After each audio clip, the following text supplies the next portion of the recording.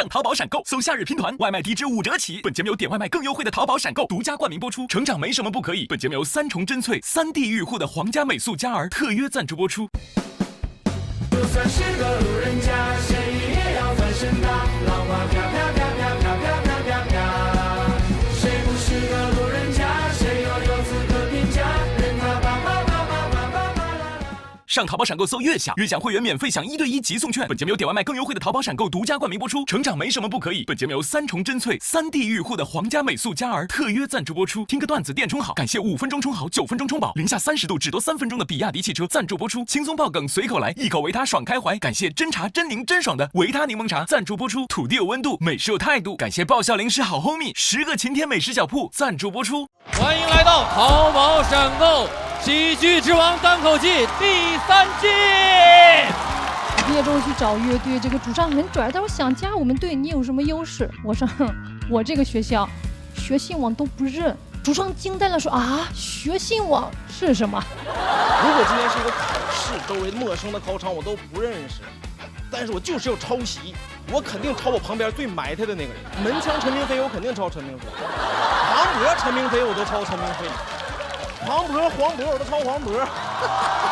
恭喜于博198票直接晋级，有请王建国、李雪琴。哇！跟雪琴还是要多多沟通的，毕竟3年后你俩会生一个大大的气。你刚刚说你瘦了60斤，我看他们那个反应是完全没看出来呀。哦，怎么样是吧？现在外面人都看 sketch， 没人看漫才了。你吐槽不如吕岩。恭喜肉食动物直接晋级。哎呦！他说：“普拉提，你的血是黑色的，你这辈子只能站在别人的身后发烂发臭。首先，我叫普拉斯；其次，坏人的血才是黑色的。我的永远是 A 型。”朋友们，你想消费就是储蓄，借贷就是理财呀，浪费就是节约呀，淘汰就是晋级呀！再见。祝贺咸鱼直接晋级，请领取你的金牌。我们下半场精彩继续。欢迎各位来到淘宝闪购喜剧之王单口季第3季，欢迎大家！欢迎我们的气氛组组长，也欢迎我们的老友，我们的魔王付航、小鹿、雪琴、建国，欢迎！然后我正对面2楼的是已经在第1赛段晋级高枕无忧的朋友，祝贺你们！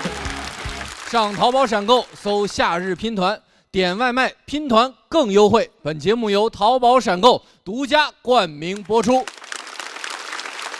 向各位介绍，我们这一场仍然是我们的第1赛段盲盒抢金赛的下半场。这一季是有史以来参赛人数最多的一季，整个赛段有60组演员同台竞技，上半场就非常激烈。魔王呢，有人守住金牌了，有人没守住金牌，是谁没守住？好难猜啊！哎呀，反正就都行，主要是展示。每年的第1季就是给大家看到老演员看到新的自己，新演员上来介绍自己，都是一个展示的机会。那么我们盲盒抢金赛的下半场正式开始。开场不容易，这句话说了10年了，但这位朋友，我对他无比安心，因为他是你们心中很多人最期待重新见到的那个人，我们的女侠嘻哈，掌声送给嘻哈，年度第2名。少年心气是可再生之物，但是我是唯一的。大家好，我是嘻哈。去年走到这个舞台上，能那么适应这个场地，适应这个状态，我一直在被接住吧。我今年的状态就是想上来跟大家一块玩，想上来跟这么多新演员也好，老前辈也好一起玩。这个就是我想要进入的班级，我想要上的课，我想要做的课间操，我想要的雏鹰起飞。我觉得单口喜剧爱我，我觉得他一定是爱我的，我能感受到，所以我能反馈回去的也一定是爱。我真的很喜欢我，不知道，很曼妙这种感觉，真的很喜欢我。你不喜欢我吗？我觉得嘻哈你就开开心心的比吧，任何人都不能影响你自己的决定，尽管去享受。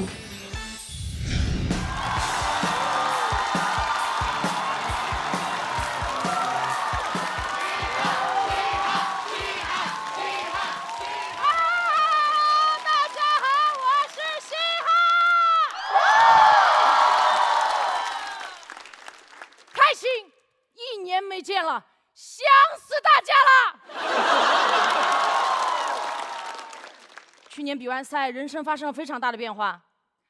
大家知道我离了婚吧？我被人追啦，追了1年呢，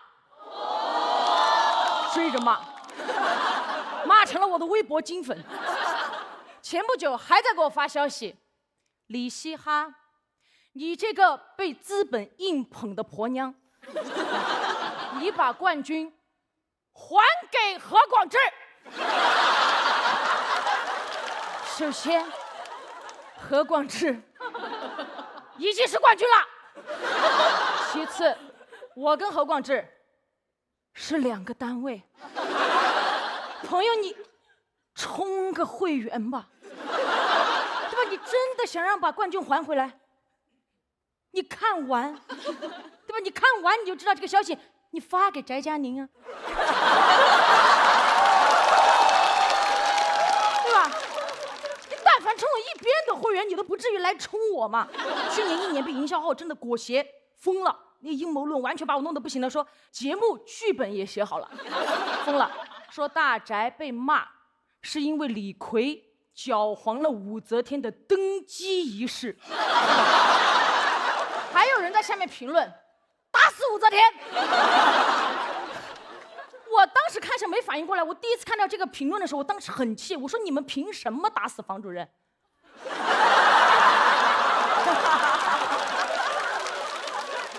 有什么冲我来？他给我私信骂的就是你那个。弹舌部分是一些不堪入耳的东西，我消化了一下啊，我就想着这个人是不是大宅的粉丝，我想点进去解释一下，避免造成不必要的误会。点进去。崩溃了，分裂了，置顶的2条帖子，第1条骂我，第2条骂翟佳宁。我当时就懵了，我说谁会做这么无聊的事情？这么无聊的事情一定不是水军干的，骂完冠军骂亚军，像季军干的，是吧？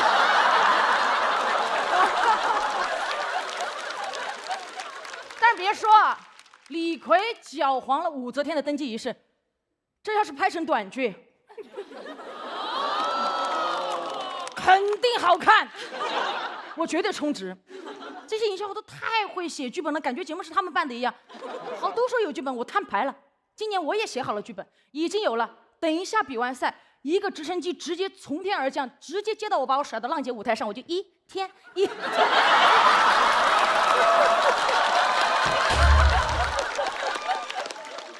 但是我太火了，我太忙了，还没等我1天完的时候，又一个直升机把我接到，甩到世界杯的舞台。我当时在那个球场上，我8脚怒射，捧起大力神杯，告诉世界中国有嘻哈。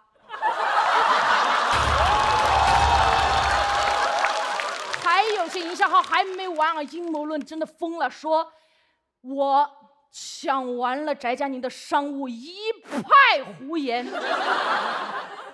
我的商务内衣卫生巾。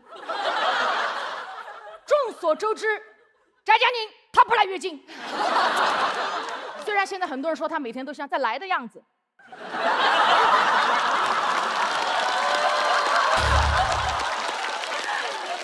她要是真的来月经，她肯定能代言卫生巾，广告语我都给她想好了，对吧？我的霸气永不侧漏。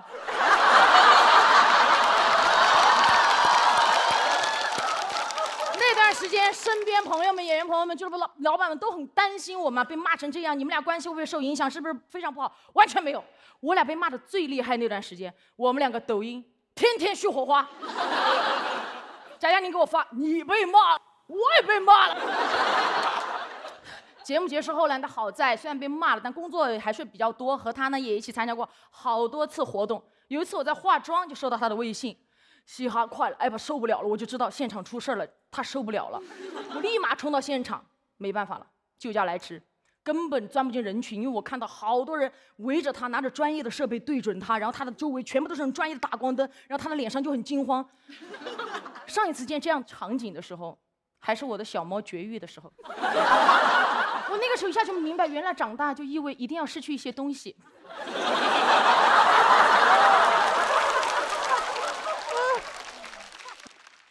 节目录制完被骂那段时间啊，有工作还好，还能转移一下注意力，一旦闲下来就不行了，特别痛苦，就特别想做一点别的事情去断掉这些信号，所以我去年就去考了飞行执照，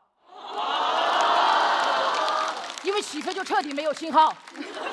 第一天上飞机，我的带教师傅带着我飞到了最高点，我不知道为什么，其实飞到最高点，我往下一看，看到广阔无垠的大地，看到广阔天空的时候，我的情绪一下上来了，我觉得自己太憋屈了。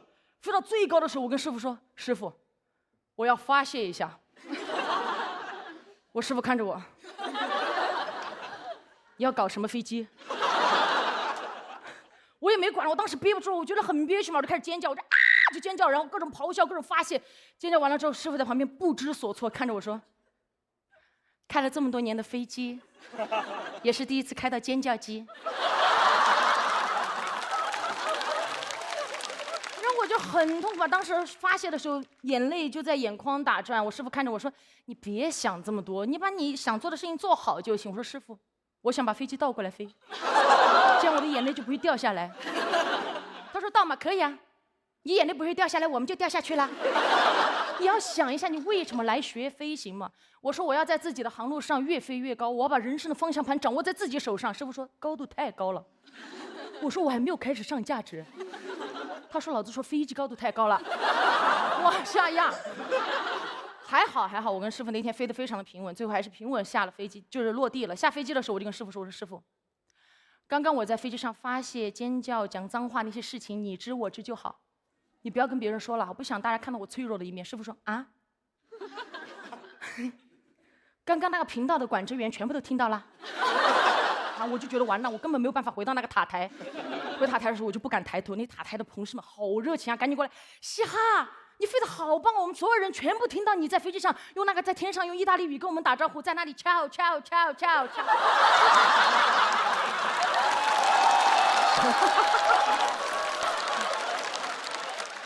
但是不得不说，那天飞完过后，我释然了很多，因为飞到天空的最高点，往下一看，你就会发现，飞得越高，地上的小人就会越多。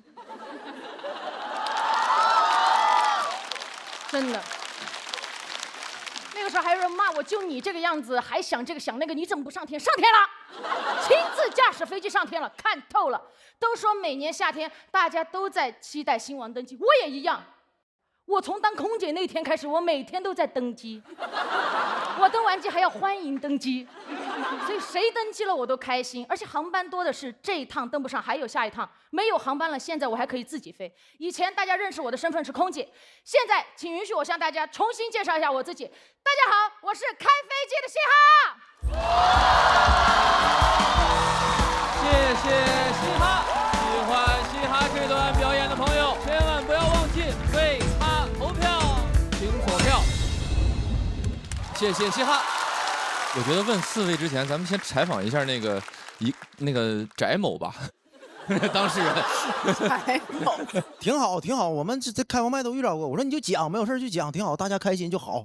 真那个抖音火花那都是真事儿的，你们不知道嘻哈发那个分享视频的品味，晚看1秒，该视频就按照相关规定，那就不可见了，那个，那得赶紧看着呢啊。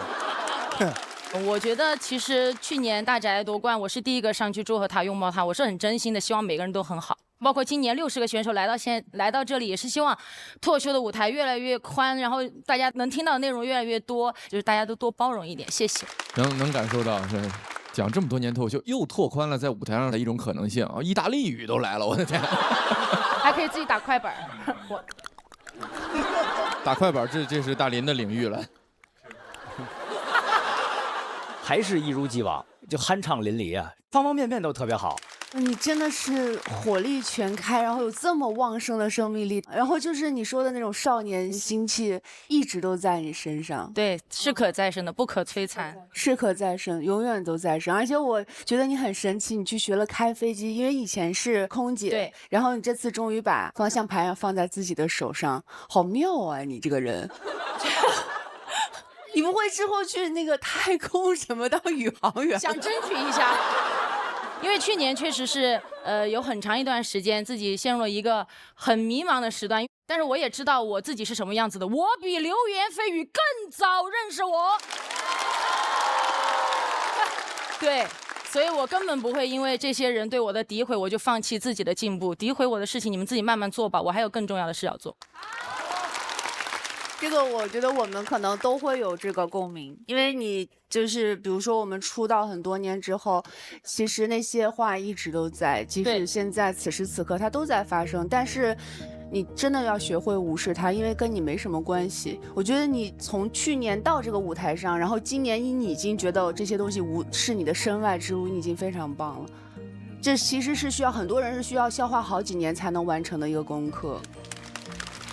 很想去看你的专场着装。好，可以，因为下面老板听到了吗？在点你。没有，那个我的专场开始了之后，一定会邀请各位老师来的，谢谢。Ciao。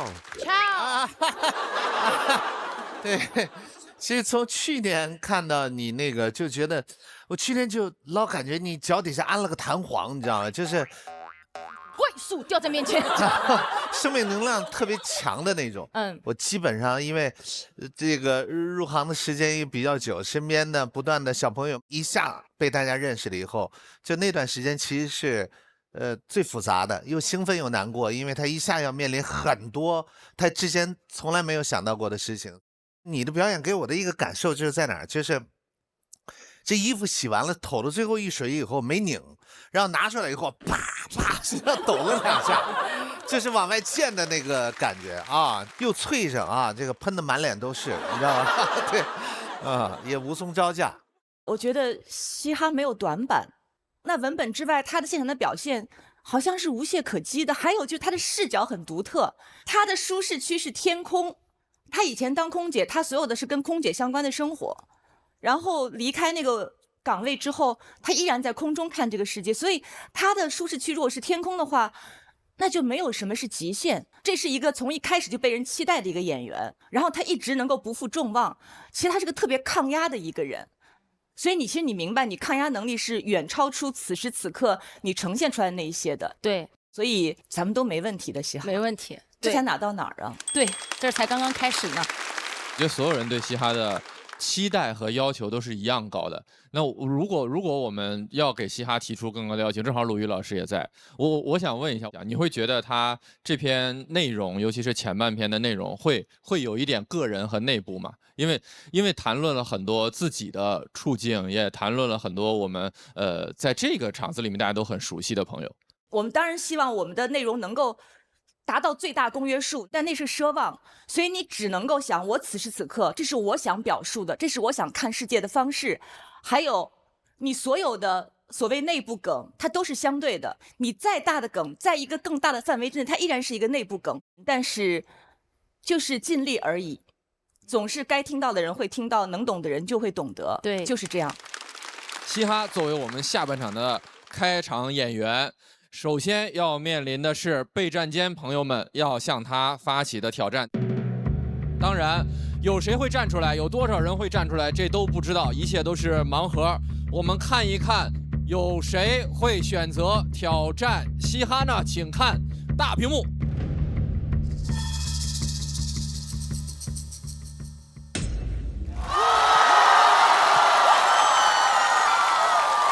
无人挑战意味着嘻哈直接晋级，请为我们展示他的票数。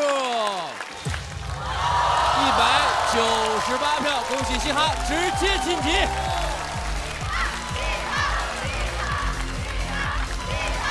我真的很喜欢蓝天，我真的很喜欢乘务员这个工作。我觉得如果再要回去，重回蓝天的话，我更愿意选择一种可以自己掌控方向的工作，所以去选择学习了飞行。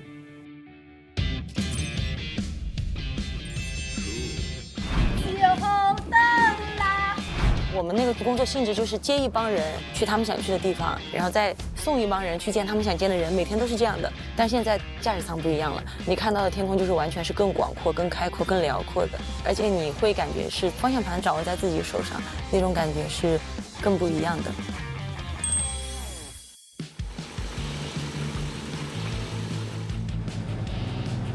我握着方向感的时候，我就觉得哇，这才是我想要的天空。太自由了，而且你可以非常清楚地看到大地，看到天空，然后看到大地和天空接壤的地方，你会觉得这个世界就是没有边界的，你就可以无限制地去探索，这种感觉太爽了，我不知道怎么用语言来形容，就好像你就应该干这个，我就应该属于天空。接下来要上场的这位演员，去年第一次来到这个舞台上，但是给很多朋友都留下了深刻的印象。欢迎我们的大学生嘴替。谢谢。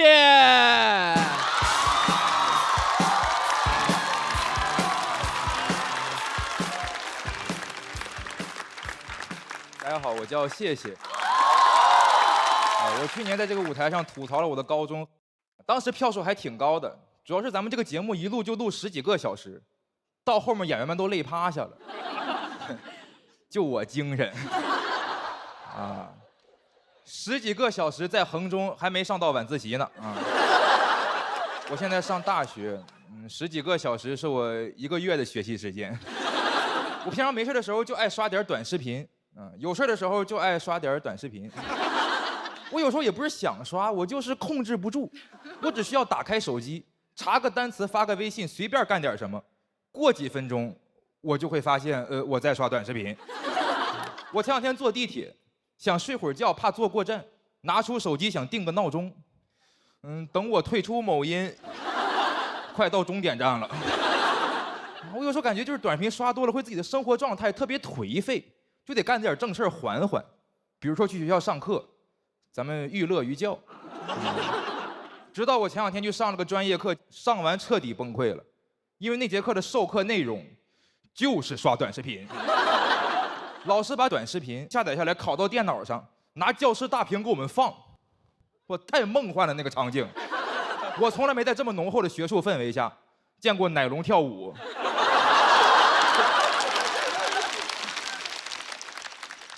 哎呦，那天老师带我们刷了1节课短视频，全是某音猜他喜欢的。一开始还给我们讲2句，到后面也不讲解了，纯刷。说同学们看这个视频，有意思吧？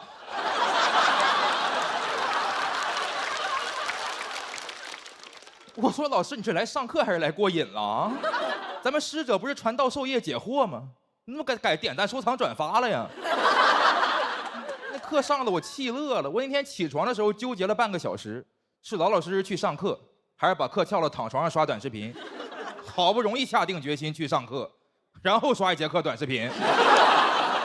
我说老师，要是这样的话，咱俩何必来教室呢？咱搁某音上加个好友呗，还能续火花，跟大宅跟嘻哈似的。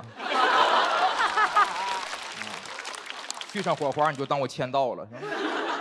我觉得上课刷短视频太有违和感了。平常挺有意思的视频，放到教室大屏上咋看咋无聊。我觉得刷短视频是需要意境的。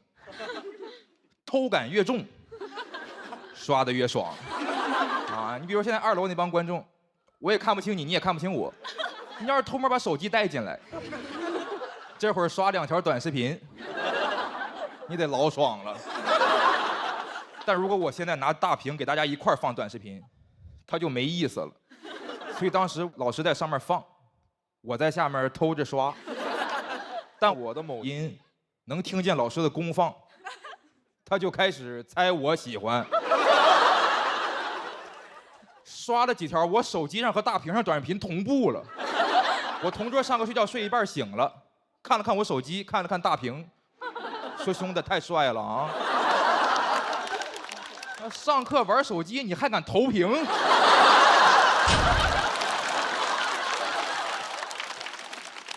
前两天我二姑带她家孩子来我家串门，还拿我教育孩子呢。说你一定要多花点时间学习，少刷那个短视频。你要是能像你谢哥哥一样考上北大，以后你上课刷都没人管你。我说二姑，你是不是上过北大？你不是我二姑，你是我学姐，你是李雪琴。我感觉如果我们专业真要学短视频的话，你最起码别让大学教授来教吧你说这些大学教授是什么人？知识渊博，博古通今，就这种人怎么刷短视频？你能想象吗？这帮教授白天在学术会议上传播真理，晚上回家对着手机咕哩咕哩咕哩咕哩。不可能！你说教授教我们1学期短视频怎么创作，怎么引流，他自己的账号200多个粉丝，里面还有50个是我们班同学。剩下学长学姐忘取关了，可能还有一个是我二姑。短视频里有的东西也没人敢教擦边儿。那谁敢教？老师上课让我们课堂讨论说，如果要做一个招生宣传视频，怎么拍最有流量？怎么拍最有流量？你找一个肌肉帅哥，上衣一脱，氛围灯一打，嘴里叼一个学生证。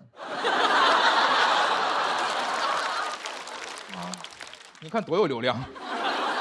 所以我觉得这个现在就是上课学短视频这玩意儿，我们学着难受，教授教着他也难受。人家埋头研究一辈子广播电视，好不容易当上教授，以为是那种热门专业导师，结果成非遗传承人了。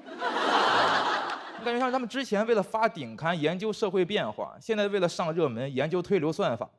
那鲁迅脱下了长衫，还得给自己标一个正常穿搭，无不良引导。关键我感觉我能从这件事上看到自己的未来。我现在学短视频，等我毕业可能又过时了。但我现在要是不学短视频，我就毕不了业了。所以等这段播出，希望你们多给我点点赞。我得交作业。好，两位谢谢大家，我是23新传谢听。谢谢。喜欢谢谢这段短视频的朋友啊，千万不要忘记为他投票，请锁票。想问问你，也不知道是你学姐还是你二姑，这个看完的感受？哇，你是23级的？对。我是13级的，我的妈呀！这是我亲学弟，我们俩一个学院的。我上学的时候，我们学院没有这么好的课，就是刷短视频这种课没有。不是因为你在短视频领域做出了卓越的贡献之后，然后是，现在我们学院统一学我。知名校友。我们那个时候是做公众号。那老师的公众号70多个粉丝，我们班一共就70多个人。10年老师涨了130个粉丝，挺不容易的。我觉得谢谢挺难的，首先他接在嘻哈后面，就是嘻哈太炸了，所以谢谢可能也会有心理压力吧。对我，因为我去年半决赛也是接嘻哈，就淘汰了。然后其次还有一个我觉得你难的点，就是你的人生经历到这儿为止，就一直在上学。其实你想讲一些很蹊跷的一些，或者大家都很了解的一些事情，可能你的人生还没经历到呢。是，不过他说的这个主题我倒是挺有感触的，就是一路我们上大学的时候，其实面临的一个尴尬是数字摄影机正在迅速的普及，但是学校的课程还在是传统的胶片摄影机。就那个时间段，我正好在学校里边，我能够感受到那个老师的无所适从跟学生的无所适从，其实特别像今天我们又到了一个十字路口， AI 来了，所以说还挺有感触的。没办法，就一直都在飞速的变化。但鲁豫姐是横穿各种周期的人，从广播时代、电视时代，然后网络时代，现在的这个短视频播客时代，都有您非常优秀的作品。我之所以能跨越周期，是因为第一，我比较能耗时间，我一直耗到今天。有些时候，其实所谓成功，就你把别人都耗走了，你就成功了。比如说，我跟思纯，我们是大学的校友嘛。我们这个专业还有一个特别的一个悖论，就是在我们这一行，此刻还在一线的，你是没有时间回去教书的。但其实我们有很多经验可以分享。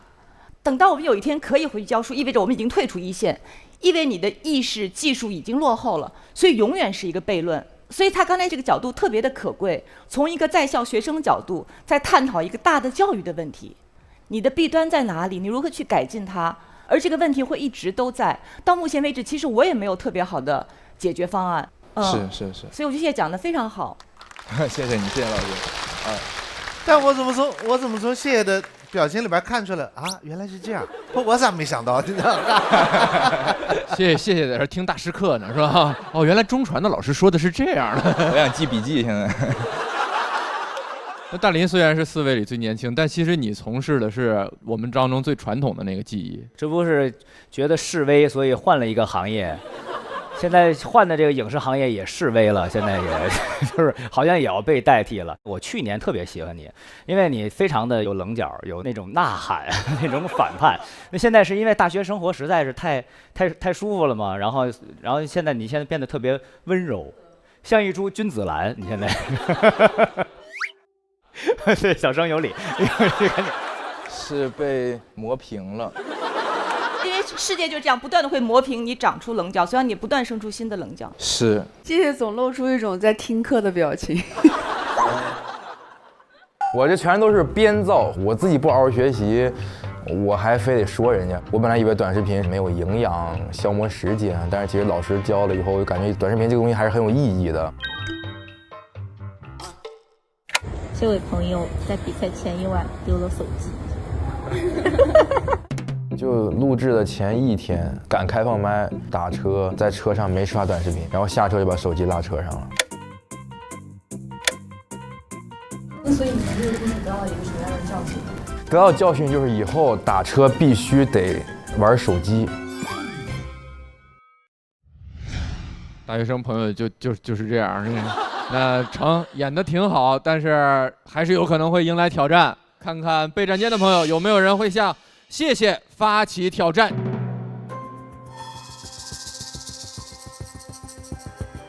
请看大屏幕，两位朋友一老一新。哎呀，又回来了。他可能是偏文本型，我比较是野生型的嘛，一起加油吧！大家好，我叫喵喵，今年22岁了，在读大4。我会想挑战一些文本比较强，就是如果我的水平是2楼的话，叶谢老师算6楼。好不容易有这个机会了，我是最适合去跟他进行这种挑战。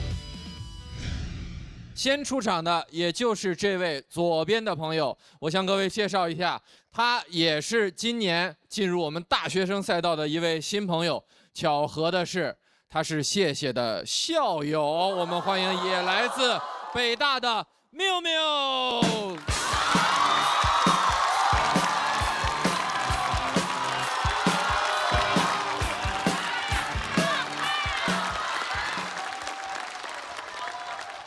谢谢，没叫你啊，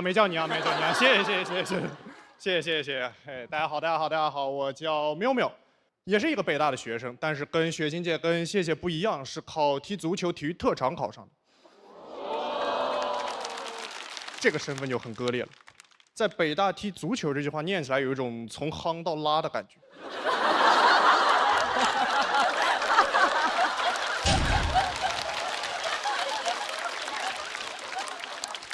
大家很热情，很捧场，但是在同龄人眼里，小体育生的风评极差。我之前在网上刷到过一个帖子，他问体育生和边牧谁聪明。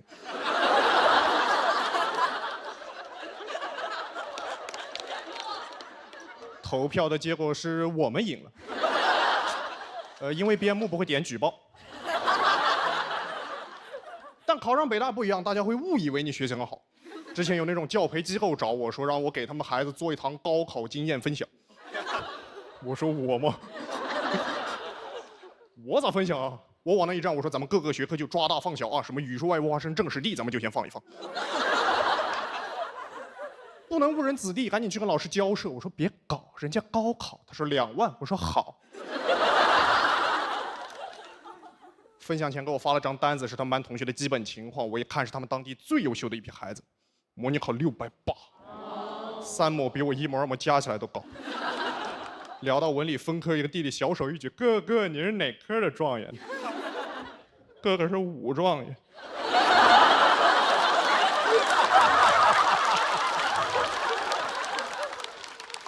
最后2万块钱没拿到，因为给他们分享知识点的时候，我说你们就多背背那些知识点啊，那些什么 cos 45度什么的。努力努力，不要做一个直垮子弟。就朋友们那件事儿之后，我会刻意的装一个高考状元，来弥补自己20年所缺失的学历崇拜。但朋友们，就我这张脸吧，它长得有点太体育了。就我云南老家高强度的紫外线，加上长期风吹日晒的训练，导致哥们儿看起来像一头沸羊羊。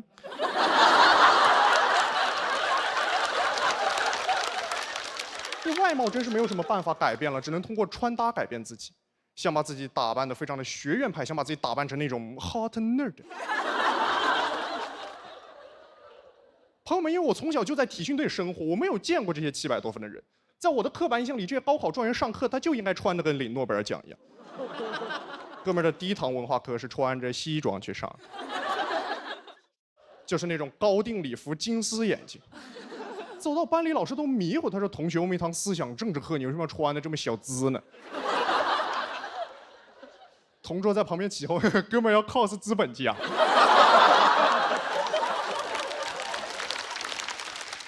我说：“不，念 cosine 资本家。”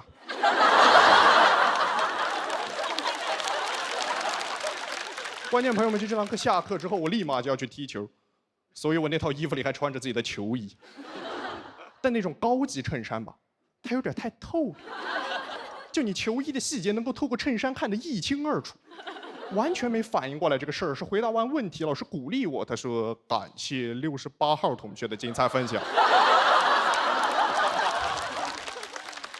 我今年大4了，朋友们，我今年大4了。我对北京的这个城市印象非常的一般，因为它有的东西那个物价实在是有点太超乎我的想象了。之前谈恋爱跟对象出去买花挑了一捧，店员很不熟练的帮我包好了花，然后很熟练的拿出了收款码，跟我说：“先生你好，一共898。”不是，哎，各位。贵，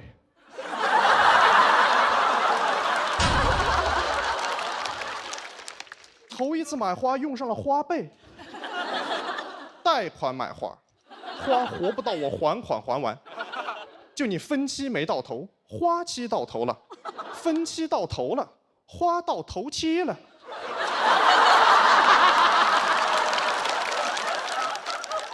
凭我的素质，我是可以逃单的。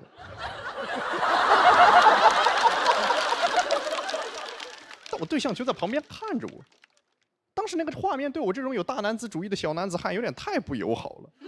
那个店员拿着那个扫码枪像一把真枪一样就这么对着我，哎呦，我就只能哆哆嗦嗦的又从自己的兜里掏出了手机，然后呢点开了自己的公交码，然后对扫码枪贴了上去。哎，朋友们，我当时就是在想，你们说有没有一种可能，咱们中国那么多人，就有那么一个人，他的副官码长得跟我的公交码一模一样？没有。还想挣扎一下，我在那跟那个店员我说：“你今天一定要给我个理由，你这花到底凭什么这么贵？”他说：“先生，是这样的，我们的花都是从美丽的彩云之南空运过来的。”我说：“哪里空运过来的？”哎，各位，全云南最不值钱的东西就是花啊！有没有人管管？你一个东西从老家到北京的溢价那么严重，我以后买花带过去那都算走私了。以后我过海关的时候就是带着个斗笠，背着个背篓，反正你们刻板印象里云南人就是这种样子。然后过了那个海关，机器也不响，但是警犬突然开始狂吠，安检人员神色凝重，海洛因不康乃馨。围观群众一哄而上，一起把我摁在地上，打开背篓，大惊失色。哎呦，狡猾的云南人，竟然把鲜花藏在了饼里。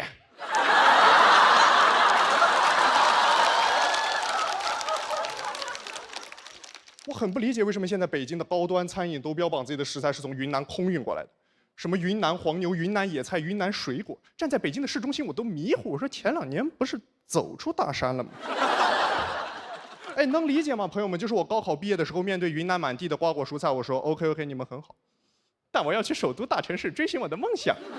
到了北京勤工俭学，发愤图强，攒了一大笔钱，总算坐进了那个高级餐厅。来之前，哥们儿还在那演练的那个服务生走过来说 ：“May I help you, sir？” 我说：“哦 ，Could you give me a bottle of water？” 餐前水果一端上来，服务员说：“小伙子，这个水果是你云南老家呢。”讲完了，谢谢你们。谢谢喵喵。投票倒计时3、2、1，请锁票。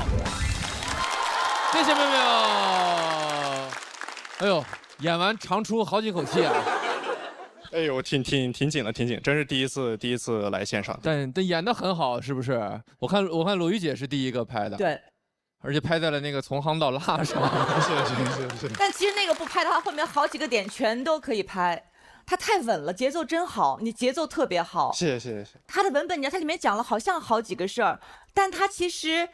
他一直在讲一个事儿，我觉得就打破了很多的刻板印象。其实是刻板印象是我的主线，然后我想把它写成一个像公路片一样的东西，但是就实际上也一个原因是因为体育生那篇想写7分钟没破出来，然后就加了一部分这种生活的东西。其实我一直觉得讲一件事儿往深里翻是难的，好像在一篇里面讲几件事儿相对容易，但其实这也是个特别好的一个创作方法，因为你找到了一条埋在当中的一个特别成立的一个线。所以你的这个结构是特别成立、特别好的，哇！你说你紧张，完全看不出来，因为我相信观众会接住我。非常好，你打破了好多的刻板印象，非常成功的一段表演。谢谢娄烨老师，谢谢娄烨。他里边好多梗都特，也不是怪，是妙。博哥拍在那个各位柜上，是不是？对，这些吧都属于是从侧面戳了一下你胳肢窝，你知道吗？这是。就是你不光你的那些梗设计的很巧妙，包括你到后面还模仿那个英式发音，就是你刚才在聊天的时候，你才有一种紧张，然后那种稚嫩，或者是你有点怯生生的感觉，但是你在表演的时候，我们完全看不出来，就是你的表演是挺让我们惊喜的。谢谢。其实真挺紧的，因为就是我跟他是一个社团的。你是现在的社长是不是？对，社长。那你是发生了什么禅让吗？他就是忙了，他就是。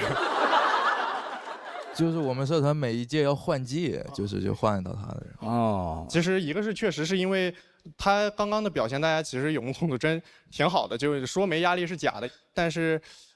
尽量不要让它影响到自己嘛，给大家奉献一个好的，我跟他拼起来的15分钟，我觉得这个事儿本身也挺重要的。哎，这特别像一个足球运动员的赛后发言。您在场上是踢哪个位置的？我守门员，我把门的。哦，就所以大高个嘛，啊，就这种大心脏啊，所以我觉得您既然这个心态有这么好的这个潜力，包括刚才表现能力很强，你放心，我们的观众朋友们会一直拖着你的。谢谢何老师，谢谢。那最后咱们问问这个北大的朋友吧。刚才我跟陆姐看到那个喵名字的时候说，你看拍招生简章的来了。那个学生证带了吗？把你的学生证叼在嘴里，把你的拍完就被开除了。你俩竟然是脱口秀社团是吗？哦。哎呀，咱们学校这个社团做的还挺好的。雪琴姐，那这个我就是建议，如果您有空的话，就包括谢谢，我们可以邀请您有空来学校来社团看一看嘛。看一看行，但我现在说不过你们。不用说，您肯定说得过我们，只是也不用说，就来一起玩一会儿。行，谢谢。喵是不错，因为那个梗它又有一些很嘎的，又有一些很巧的，又有一些很传统、很标准的，厉害，还带表演的，然后还给你来点口音，还有英语，给你来伦敦腔，这个太全能了。到底是你们学校啊，我感觉北大体育生也比我聪明多了，这很好啊，北大的体育生，而且谢谢喵和真勇他们站在一起的时候，喵很像谢跟真勇生的。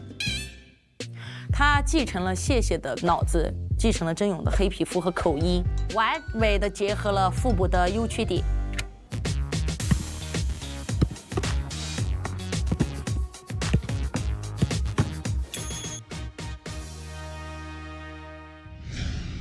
接下来马上要上场的这位朋友是去年就来过的老朋友，当时他凭借几段边境往事，还有那个余音绕梁的普通话，给自己找到了在脱口秀上的一张坐票。我们欢迎也来自云南的哈尼少年真勇。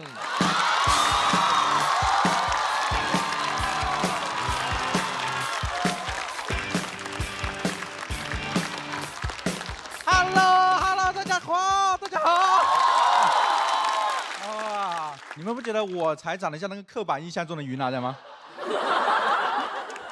去年上节目之后，很多人认识我之后，会开始给我取一些莫名其妙的外号啊。之前有个人跟我说：“曾勇，你看看你，同样是来自西南地区的少数民族，普通话不好，皮肤黝黑。”然后开始叫我丁曾勇。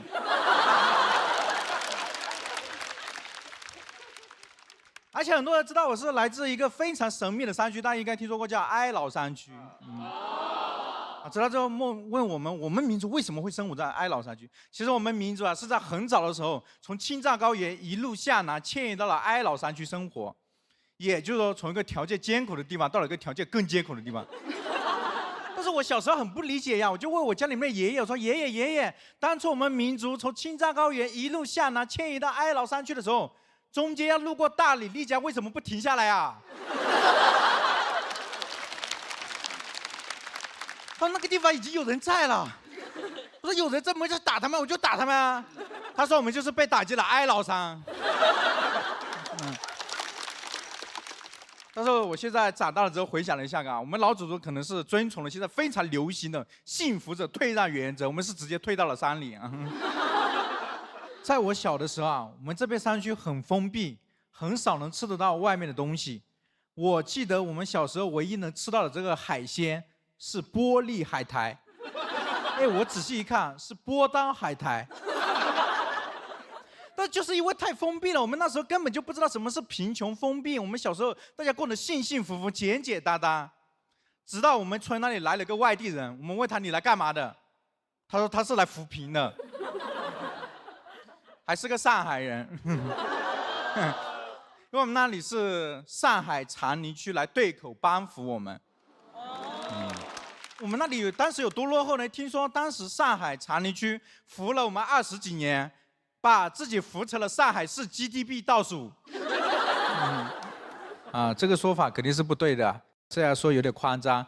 但是他们的确20几年来的时候，他们要面临着很多问题。就比如说那时候我们的卫生条件很差，那个上海人来之后问我说：“哎，小孩，你们这里的厕所在哪里呀？”我说：“男的这座山，女的这座山。”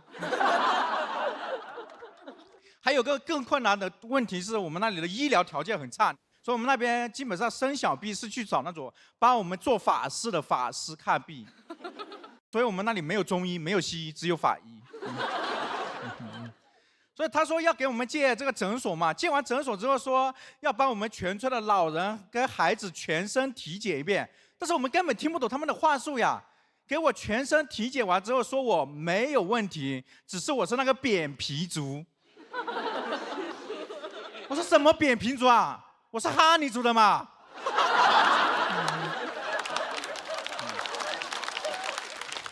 对，但是刚开始诊所建起来的时候，也没有人去看病，因为那个法师会给我们宣传说，以后看病还是来找我，不要相信医院。我都帮你们看了30几年的病，我也收钱少。后来是怎么扭转这种局面的呢？直到有一天我们发现，那个给我们做法事的法师，居然在诊所里面打吊针。我们就问他说：“大爷，你怎么在里面啊？”大爷说：“因为我有医保呀。”看了这个封建迷信，还得靠社会保障来治。而且他上海人来之后，也给我们带来了一些新的东西让我们种，就比如那个咖啡。为什么呀？他们是不是觉得我们那儿做这种能提神的植物比较有经验啊？那扶贫是一批一批人的来的嘛，他们要走了，但是那时候我们那里的山路很烂很危险，是我们亲自把他送出了大山。也就是说，我们那边真正第一个走出大山的人是个上海人。走之后他还特别好说：“哎呀，真有你们那时候特别好，他特别好的跟我们说啊，你们这小孩太好了，把我送出大，明年你们还要什么上海的特产？有一批扶贫的人要来，我都让他们给你们带。”但是我们小时候根本不懂上海呀，我们说我们想要东方明珠。最过分的还是那个村长，他很天真，他不知道外面的世界，跟拉着那些人说啊，你们也太好了，但是能不能求你们把我们这里扶成像上海一样发达再走嘛？把人家吓得说，哦呦，不行不行，我们要先回去扶宝山区了啊。是我听错了呀，他们是说要去保富山区了。所以我是去年录节目的时候是第一次来到上海的，我是特别感谢上海的，还有特别是长宁区，我也有我自己的方式在报答上海，大家知道吗？今天我但凡来到上海，我不管住哪里，我都只点长宁区的外卖。去年科学家说，在我们哀牢山区发现什么真心的巨型天牛，只有武侠小说里面才有的能起死回生的神仙草。大家发现没？他就是没有发现我们穷人。这些东西我们早就发现了，你早点发现我们，我早点告诉你们呀。谢谢有人早就发现了我，谢谢大家，我是曾勇。谢谢曾勇，投票倒计时3、2、1，请锁票。紧张吗？没有去年那么紧张了啊。今年但是普通话还是没有进步，应该。哎，有进步吗？有进步。好，那就好，那就好。也可能是他们听力有进步。我记得小马姐提到一点，说第一次在现场看，给你一种打引号的野生感，就因为不知道大家从哪里就生长出来。对，我就一直在看真友，我就觉得好纯真的一张脸，好干净的眼。那为什么丁真火了，我还没火呢？你现在有点不纯真了，你突然浑浊了起来。主要是你们俩负责的2个字的不同地方，他负责纯，你负责真。谢谢黄渤老师。我觉得这个野生也来自于，就像大家是各自的角度不同，从各种石头缝里边长出来的，从这个飞机上长出来的，从哪儿长出来的，都是从自己的生命体验里边，就那么顽强的、那么肆意的生长出来了，然后用各种各样的方式在这个舞台上喷发，我觉得特别好。而且刚才我就是看着你，真的是就是一般说人一开始变幽默了以后，就离油滑可能有点近，但是你一边幽默着，但是还是感觉起来很真的。那可能是还不够幽默。你这样的在这个舞台上其实也比较独一份儿，就是特别天真憨憨的那个状态，特别好，特别可爱啊。他特别有分寸的碰触了一些别人没有办法碰触的话题，就是关于有释放善意的和我在接受善意的过程当中彼此视角是否平等。在我看，这是一个特别值得去探讨的，但是很微妙的。如果分寸拿捏不好的话，可能会辜负善意。又可能会让你陷入某种境地，但他刚刚的分寸非常好，他没有让任何人觉得你内心会被碰到一下，但你没有被冒犯，就他很善意，充满了特别可贵的善意，所以我认为你还是保持了你的那个可贵的纯真跟善良，特别好。好，谢谢。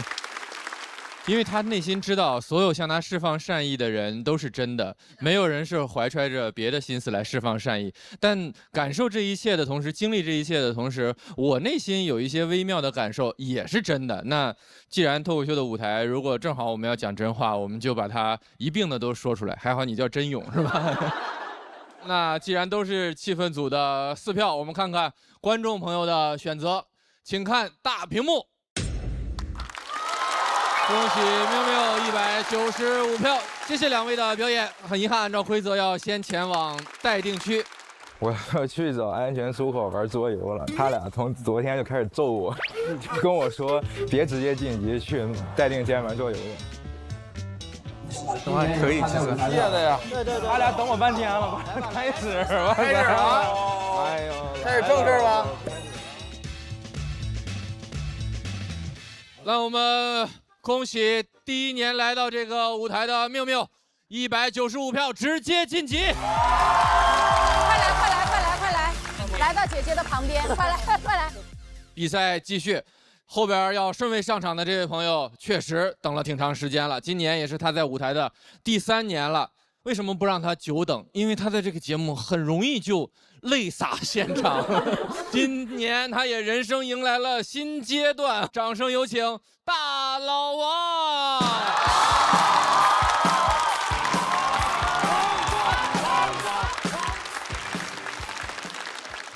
大家好，我是大老王。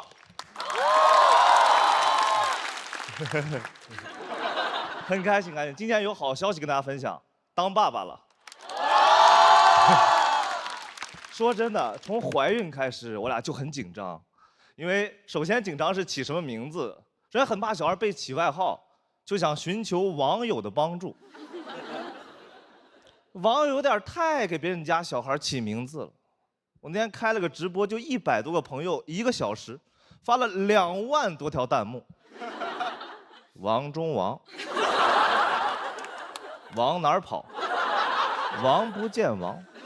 最厉害的叫王府井儿，说跟你姓没什么意思，跟你媳妇儿姓吧，你媳妇儿姓崔，就叫崔牛波。这下好了，不用起了，全是外号了。我觉得起名字代表你对一个人期待，比如我媳妇儿叫崔艺萌，艺术的萌芽，她是做设计的，很合理，对吧？我本名叫王珂，王字旁一个可以的可。我爸给我起的，我爸跟我说“珂”是玉的意思，代表他对我的期待，希望我温润如玉，像个君子一样。查一下字典，字典里面跟我爸说的很像，又不太一样。字典里是5个字，叫做“像玉的石头”，就压根儿不是玉。我说什么期待啊？贾玉不是宝。我也不知道要叫他什么，我想通过人和人之间那种真实的感受起一个名字。我盯小孩1个小时，脱口而出一句“王哥”，我不知道，我觉得尊重点没坏处，对吧？万一以后用得着呢？所以我对他的期待是希望他罩着我，帮我工作，帮我改稿，就叫王建国。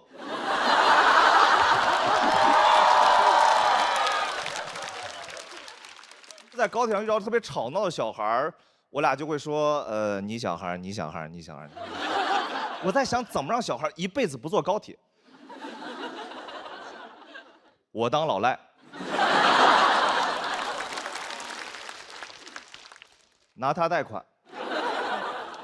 小赖赖，我觉得我是有点过度紧张了，对于这，我总觉得小孩你3、4岁敢在高铁上吵，7、8岁你不得逃学，11、12岁不得打架，是吧？15、16岁不得打他爸？主要是现在小孩长在互联网时代，打我倒还好，万一拿我起号呢？家人们，点赞过1万，把我爹直接打哭。很怕照顾不好小孩，就很提前找月嫂。我们也没经验，我不知道怎么面，我总不能开始第一句话说阿姨哄我。我媳妇儿也不知道怎么问，吭哧半天来了一句阿姨那个你的 MBTI 是什么呀？阿姨听错了，以为我骂她呢，说怎么说话呢？我 MBTI， 你 MBTI。最后定的那个月嫂是中介推的，就是一个叫妈妈型月嫂，就干活很利索，但你不能质疑她。我看她做菜比较油，我跟她说阿姨辛苦做菜不要这么油，她说我是为谁好。太帅了，哎呦，解决了我原生家庭没有问题的遗憾。最紧张的还是生，对吧？一旦怀孕以后，医院会给你一个预产期，比如3月4日，特别准确的日期。直到快生的时候才知道预产期是那个预产期的前后2周。我说1个月随时有可能说，那你们就是猜不准嘛？早说呀！我提前准备2个星座运势了。那双鱼白羊正经差挺多呢。星座预测不了，但宝宝底子要打好。幸好有皇家美素佳儿，3重真萃，3D 预护，守护宝宝成长。甭管双鱼还是白羊，有皇家美素佳儿，底子打好，运势怎么都差不了。知道这个事儿以后，我俩就完全不工作了，每天就是在家等小孩出生。那段时间怎么说呢？就是每天早晨一睁眼，哎，昨天又是平安夜。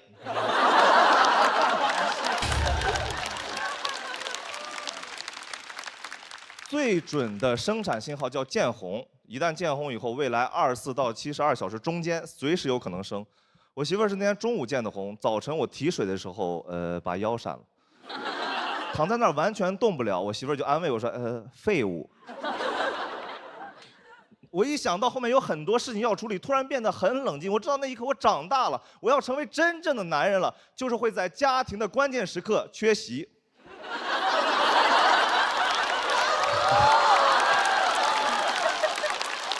肯定不能缺席，肯定不能缺席。到了医院，但我跟我媳妇在医院，我俩场面太滑稽了。我扶着腰，他挺着肚子，侧面看就是这样的。进电梯，电梯里的人说：“哎呦，这对香奈儿夫妇要去几楼呀？”一进病房，我就赶紧开始吃止疼片。大夫说：“啊，你吃止疼片？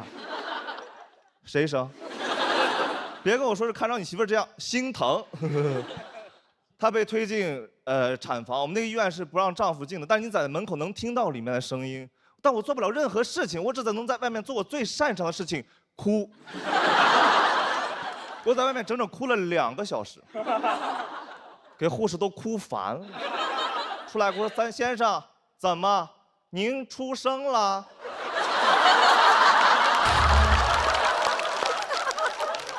您在这边呢，有点影响我们工作了，麻烦您到那边去。您在这边，我们有点听不到，孩子哭了。旁边人也很好奇，说：“男孩女孩这么大声？”护士说：“男孩，190斤。”哎呦，真好，是个巨婴。最好的事情就是母子平安，母子平安。谢谢。孩子出生以后哭得特别大声，医生说这孩子健康。我俩一下就安心了，感觉之前担心那些事都不重要了，是不是吵闹，会不会被起外号，叫不叫建国？健康就行，健康就行。我看到我媳妇儿，我跟她说，我说你小孩，你小孩，你小孩。她说你小孩，你小孩，你小孩。她哭得特别大声，我就赶紧把她抱到怀里，我说爸爸妈妈在呢，爸爸妈妈在呢。虽然我还不知道你现在叫什么，但你是崔艺萌跟王珂的小孩。就到这儿，谢谢大家，我是王珂。谢谢王珂。喜欢大老王这段表演的朋友们，千万不要忘记为他投票，请锁票。先把比赛放一边，我们祝贺大老王，我们也祝贺崔艺萌女士。萌女士，谢谢。还有那小王哥，你现在应该还听不懂中文，但是提前祝贺你。谢谢谢谢。这是不一样，我得问问大林，这是不是跟前2年有点不一样？太不一样了，太不一样了，还行吧。别闹了，是。不来了，不来了。就像是因为新诞生了一个小喜剧之王，所以一下你也成长起来了。不知道，反正我其实选这段是挺忐忑的，但我突然想到一个事情，我居然在人生的重大阶段都跟节目是在一起的。我第1年，结婚的第2周来录制的，婚礼第2周，第2年就是备孕，第3年生子，就感觉人生的重大阶段都跟节目是在一起的。我不敢动你的举手。累不累？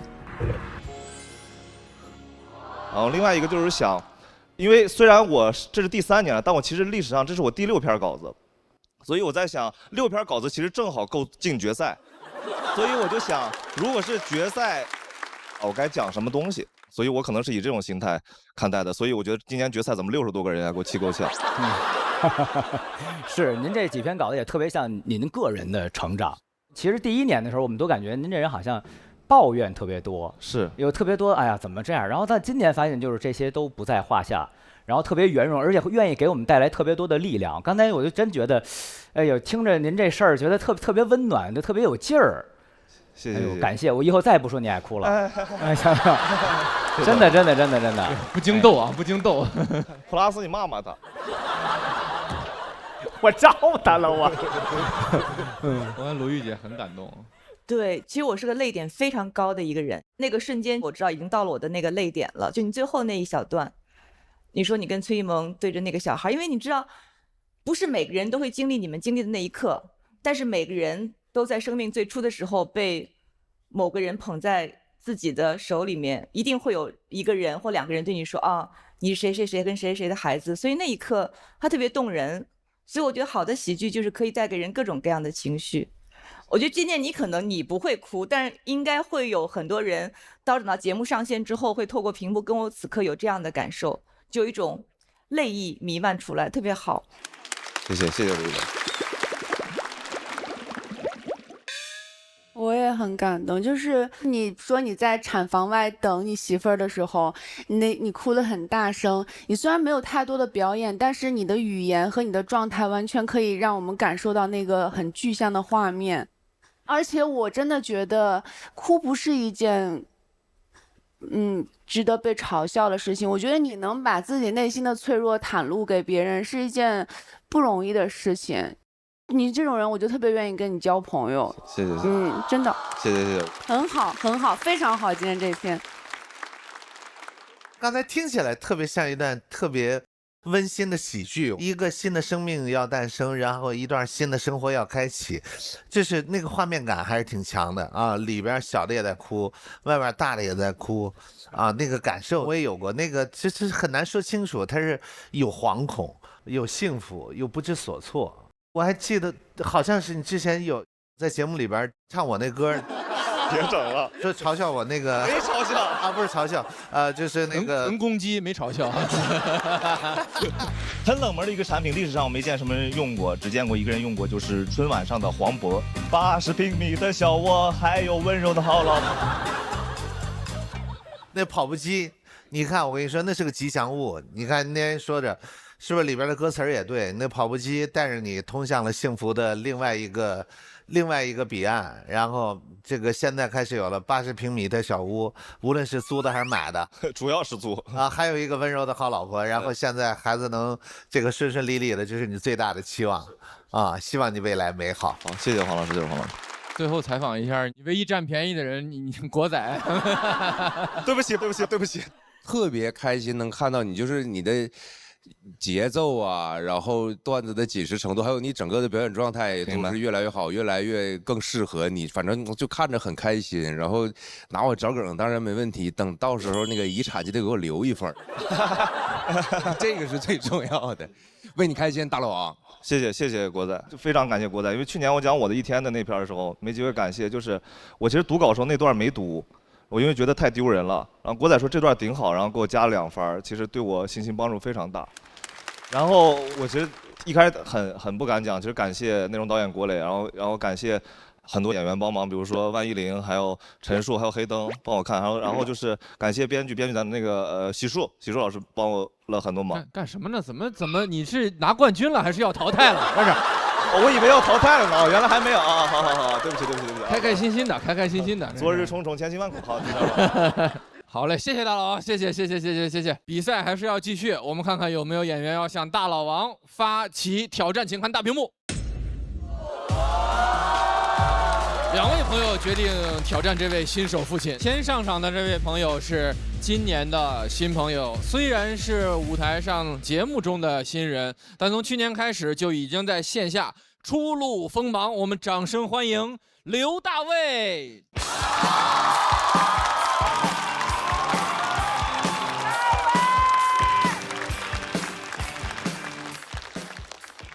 第1年参加节目，很荣幸见到大家。简单自我介绍一下，刘大卫，是艺名，能听得出来，虽然叫大卫啊，但其实看起来更小松一点。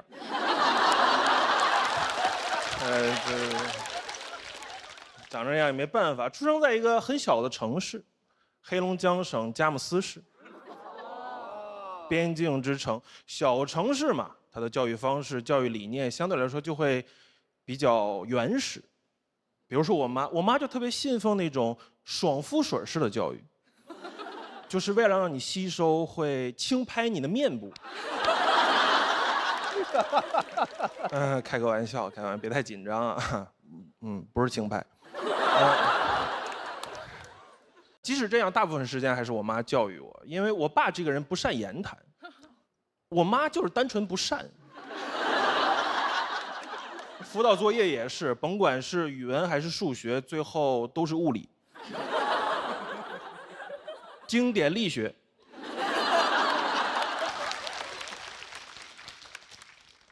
就是这个声音。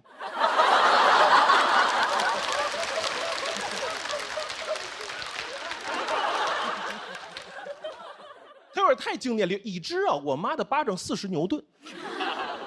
请问一巴掌可以给我拍多远？答案是无限，因为我妈对外声称我们家没有摩擦。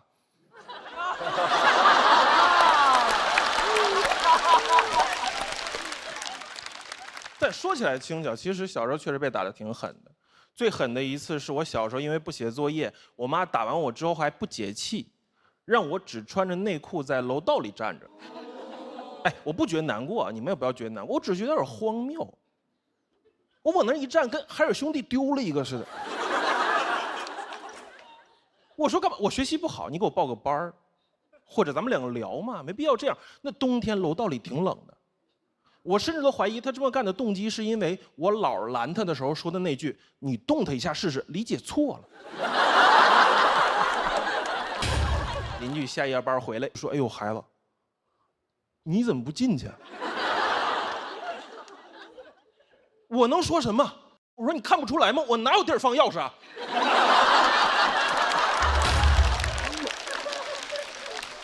有兜吗？但即使这样，我还是愿意每年都回去跟他们待一段时间。我也建议大家抽出固定的时间陪陪爸妈，因为你太长时间不见他们，你就非常容易忘了当初为什么搬出来。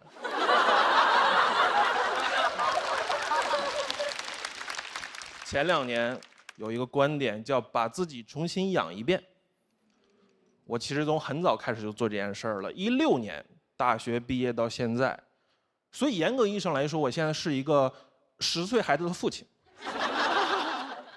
这个逻辑很好盘吧？我今年31岁，能看出来吗？行，确实有点显老是吧？可以理解，要孩子要早嘛。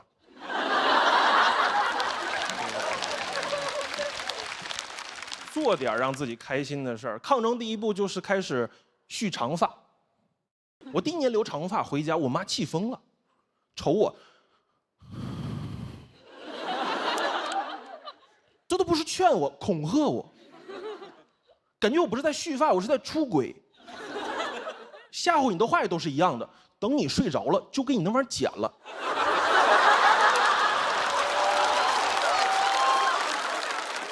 就留。你说我娘，我认了。10岁的孩子需要一个母亲。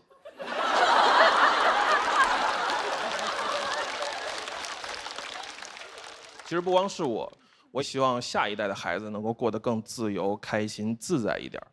替我姐带孩子，我外甥在我家把玻璃杯打碎了。我说没事的，没关系的，这不是什么大事儿，对吧？他才3岁，他连句整话都不会说。我知道他为什么害怕，打完杯，哎呀，我知道他为啥害怕，因为我3岁的时候我也打碎过玻璃杯。我妈别说跟我讲道理，我妈可以打到我说整话，我妈可以打到我说英语 ，help， 纯求救。长辈总说你不能对孩子这么宽容，你得对他严厉一点儿，棍棒底下出孝子，知不知道？大家都听过这句话吧？我非常讨厌这句话，我觉得这句话有一点幸存者偏差。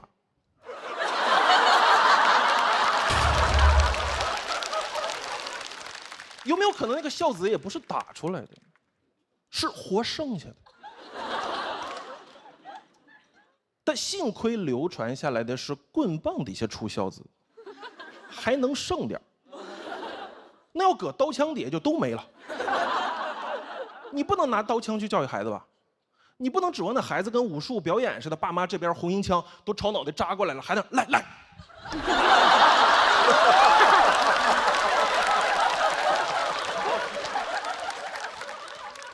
你不能把孝子的生产率压在他的闪避率上吧？我也不是说指望以后的孩子多跋扈，多不能管，可以管，咱们分方式方法。但你不要管完之后，你还给我们扣帽子，说你们这代小孩子不能打不能骂的，都是小皇帝。哎，你叫我皇帝可以啊，那你是不是应该给我皇帝应该有的待遇？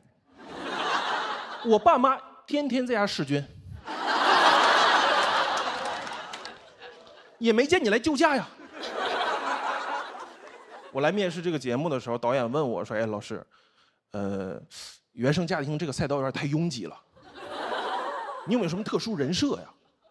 我说：“这段子，这造型看不出来吗？溥仪。”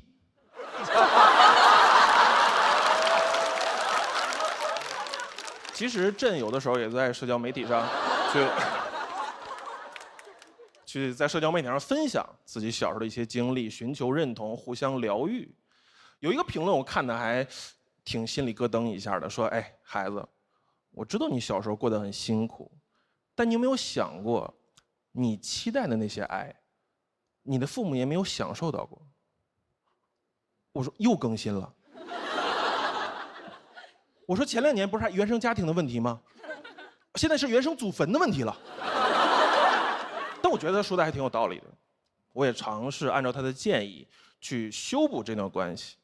所以我今年回家，我妈又有一次吵我，你，我说 OK 妈，我知道了，我也爱你。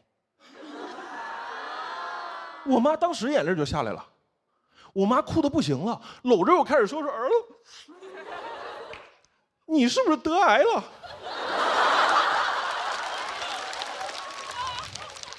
哎，那要不借这就先把头发剪了吧？其实这个段子到这就结束了。最后想跟大家说点心里话。刚才听了大老王的段子，确实心里很有感触。那样的父亲，那样的母亲，那样的孩子，很融洽。但不是所有的故事一开始都是完美的。我选择原生家庭这个赛道去写段子的原因是，如果你一直拿它是个问题，那它永远会压着你。需要一个东西去调侃，去解构，让它变得轻松一点。因为它本质上就是场猜拳游戏。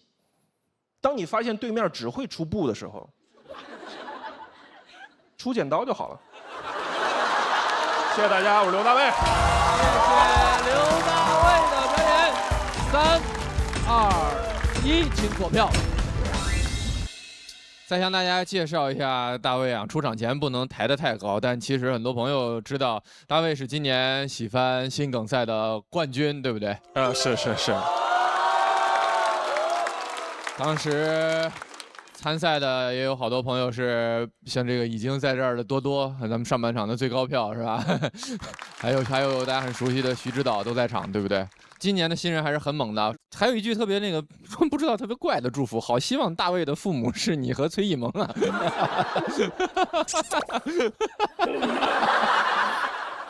还真的是突然美好了起来。不过这段表演，对，他把我带回到了我的童年。哎，我首先说表演特别稳，而节奏特别稳啊，这个能沉得住气，而且就是躲红缨枪那个。对，表演也是，所以是个挨打。小时候挨过打吗？没有，是吧？没有，一点都没挨过啊！真没有，我们不干那事儿啊。那是因为你好还是爹好？是我们家一般都冷暴力，他们不是。你看采访了。哎，你会责怪你的母亲吗？其实不责怪，我只能说我恨我妈不爱自己。因为一个不爱自己的人很难知道人是需要被爱的，所以其实这个段子有更长的版本，是一个寻求跟我妈之间和解，我也希望她能从这个错误的教育循环中摆脱出来的整个一个过程。你自己也说这个赛道真的很拥挤，但是你依然就是会让我们感觉到有一个新的角度去切入，然后说的还那么好。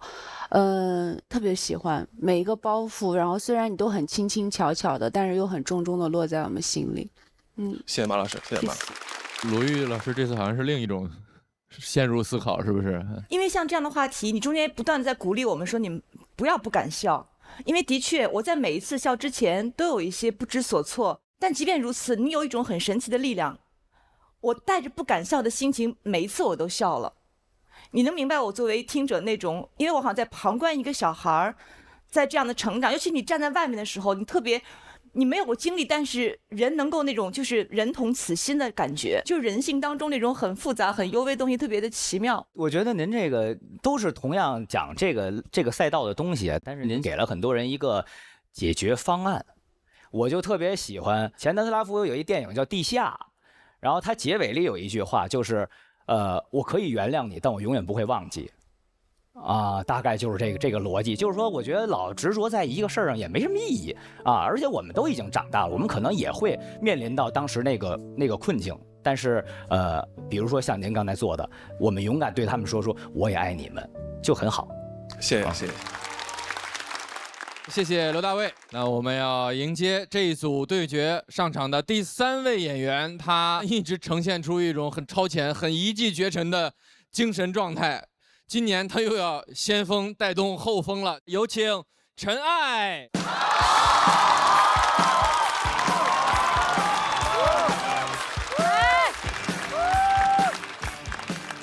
大家好，我是陈艾。我去年讲了一些有关于精神疾病的话题，讲完就有人记住了我，见到我不是表达喜欢，而是给我加油。之前讲凉了，观众说下去；现在讲凉了，观众说活下去。而且上次我去宛平南路还碰见一个女生，见到直接就把我抱住了，还抱得特别亲密。我妈都没这么抱过我。我就开始疯狂回忆，把我这辈子见到所有人都想了个遍，那种感觉有点像死前的走马灯，区别是死前我都没这么着急。最后还是没想起来，我就问他：“请问你哪位？”他说：“爱奇艺会员。”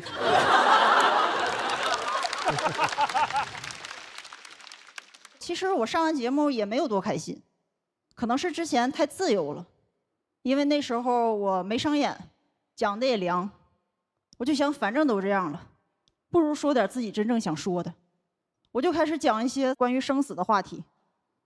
对，刚讲的时候演员都很佩服我，说厉害呀，这种话题你都敢讲。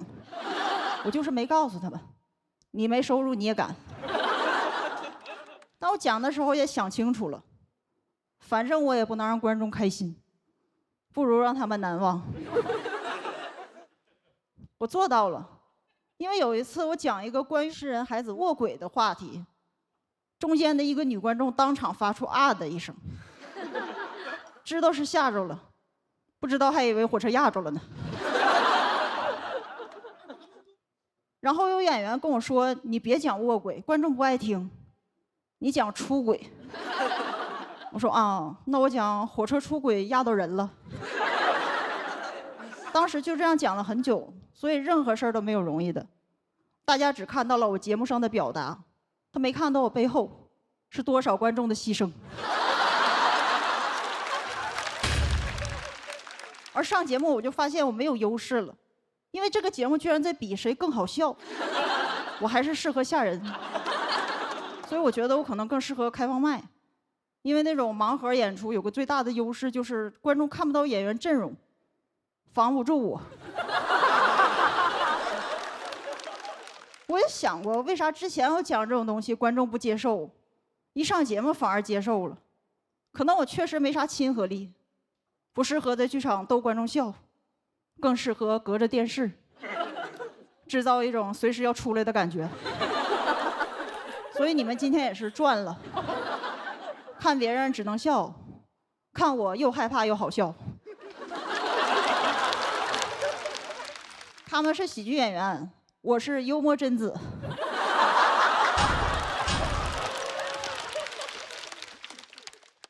其实我只是很多时候不知道怎么活下去。我其实不是长大的，是死大的，所以我是 super star。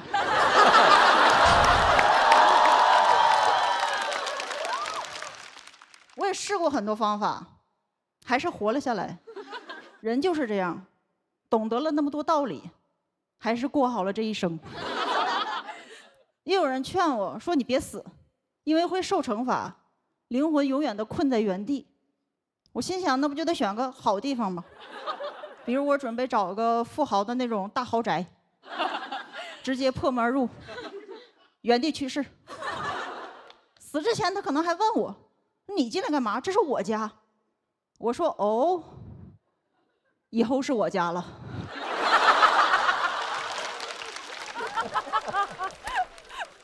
我本来觉得这些经历很丢人，直到进入这个行业，发现演员都很羡慕我，他们说羡慕我的素材，又不想过我的人生，想抄我段子。然后真的，我觉得我这样的人生挺好，挣钱别人不眼红，因为现在很多演员年纪轻轻要啥有啥，你看了甚至会想给他一些挫折。但但我现在挣钱，大家又会觉得算了，让多活2天吧。而且其实我讲这样的话题也不是想让谁难受，只是它正好是我真实的人生，我不想否认，当然也不提倡啊，因为我是那种反面教材，说着不活，结果现在越活越好了。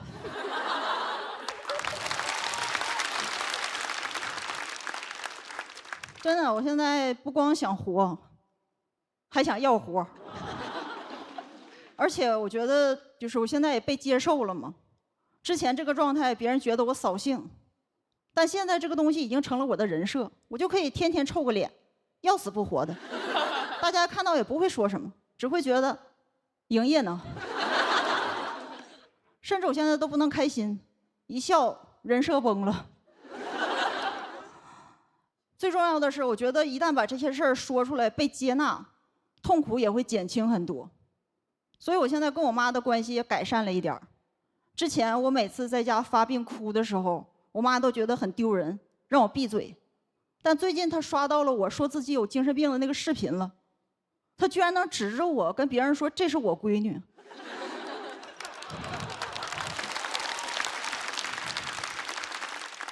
我才知道原来精神病不能在家偷偷发作，得上节目当 super star。谢谢大家。谢谢陈爱，谢谢你的表演。喜欢陈爱今天表演的朋友，千万不要忘记为她投票，请左票。哎，陈爱，你比之前爱笑了哎。你好。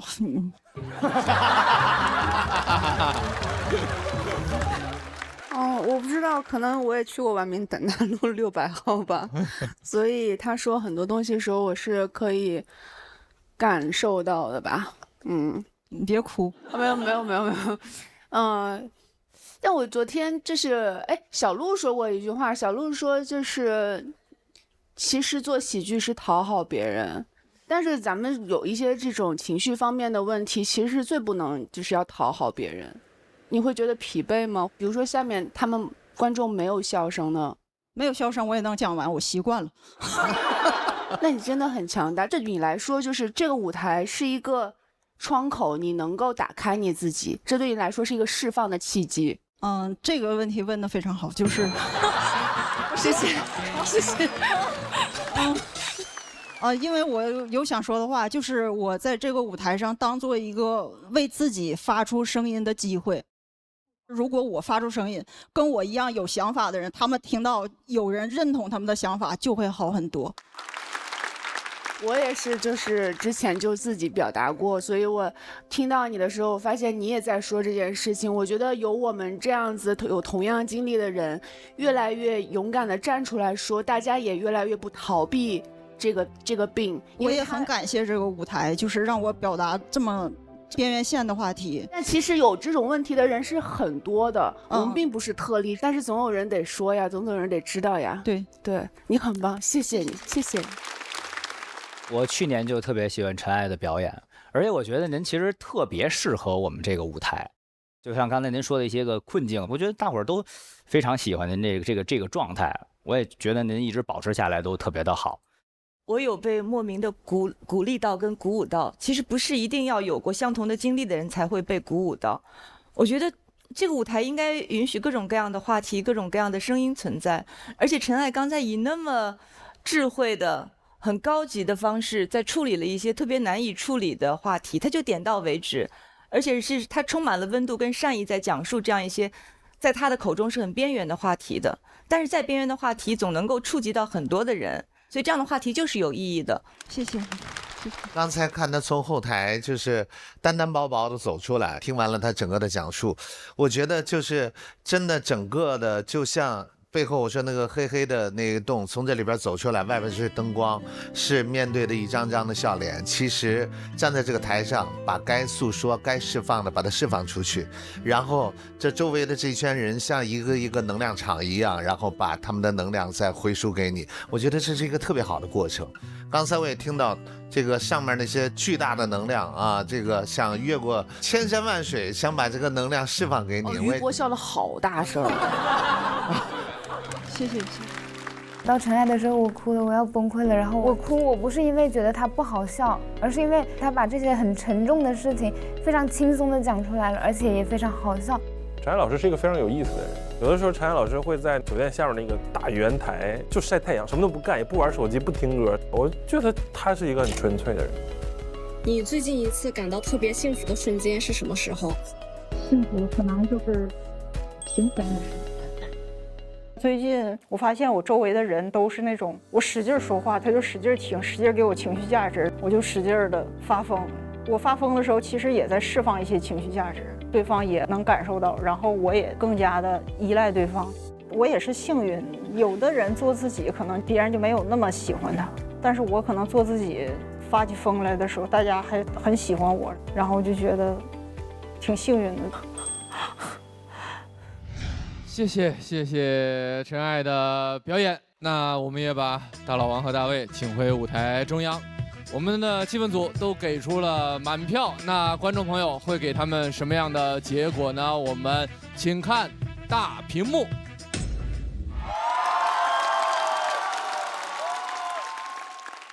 我觉得这组对决特能说明脱口秀喜剧也好，它就像艘船，上面点着一盏灯。你说这3位朋友没商量过，碰在一起，给我们讲了人这从起点到终点，中间各种成长，生生死死。哎呦，是哈。恭喜刘大卫196票，直接晋级，恭喜！